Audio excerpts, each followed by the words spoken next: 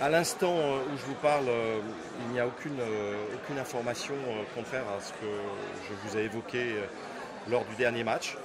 Nabil a bien sûr un passé à l'Olympique Lyonnais, il a un futur, un avenir.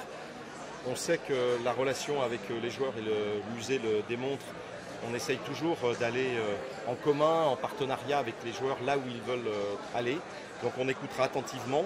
Je serai ce soir au match où Nabil va jouer avec l'équipe de France. Donc c'est une grande fierté pour nous d'avoir un pur talent de la formation ici, qui a réussi dans le club et qui va réussir en équipe de France, qui va jouer cette Coupe du Monde en Russie.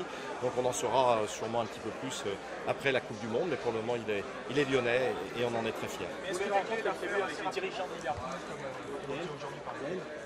Écoutez, pas à ma connaissance, mais je ne suis pas toujours au courant de tout.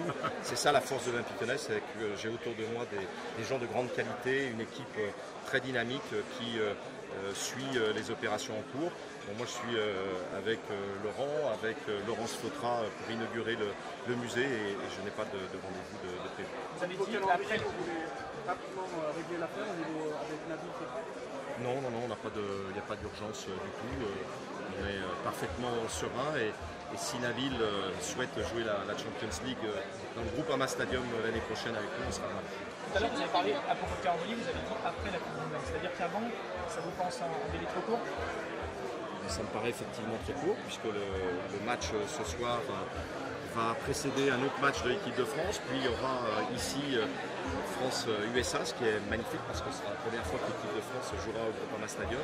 Ça sera son dernier match avant la Russie. Elle s'embarquera pour la Russie directement de Lyon. Donc voilà, donc je pense surtout à ces échéances qui sont formidables pour le stade, pour toutes les infrastructures qui ont été construites et pour le musée que nous inaugurons aujourd'hui.